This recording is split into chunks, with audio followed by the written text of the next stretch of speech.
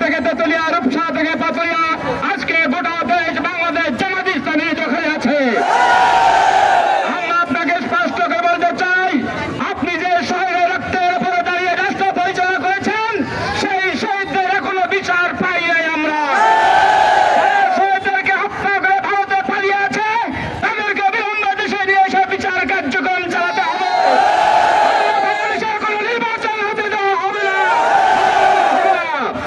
সম্মানিত উপস্থিতি, আমরা বলতে চাই, বাংলাদেশ জামাত ইসলামী আগামী দিনে নির্বাচনে ক্ষমতায় এসে দেশে ন্যায় ও ইনসাফ ভিত্তিক সমাজ পরিচালনা করবে। সেই জন্য সারা বাংলাদেশে পিয়ার পদ্ধতির প্রয়োজন। আমরা পিয়ার ছাড়া নির্বাচন হতে দেব না। আছেন তো? সরকারকে জানিয়ে দেন, ওই ডাল বাটপাত্রে পালিয়ে দেন।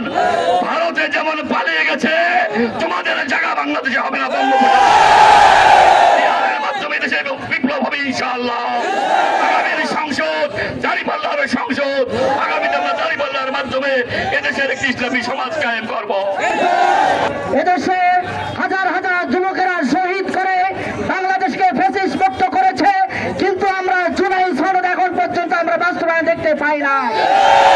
আমাদের দাবি হচ্ছে জুলাই সনদ আমরা চাই।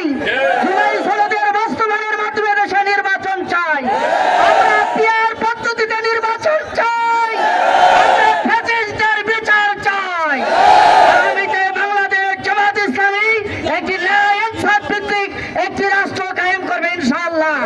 ইতিমধ্যে ঢাকা বিশ্ববিদ্যালয়ে বাংলাদেশ ইসলামের ছাত্র শিবির বিভাগ বিজয় লাভ করেছে, জাহাঙ্গীরনগর বিশ্ববিদ্যালয় বিজয় লাভ করেছে, কিন্তু এই বিজয় দেখে তারা রাজশাহী বিশ্ববিদ্যালয়ে তারা না খেলে পালিয়ে গিয়েছে।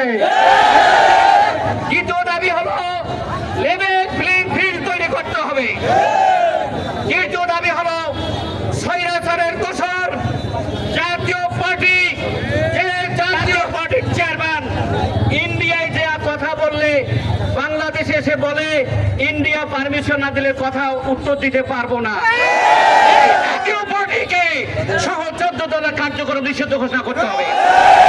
এই জাতীয় পার্টি দেশকে স্বৈরাচার এবং ফ্যাসিস্টের দোসর হিসেবে কাজ করছে।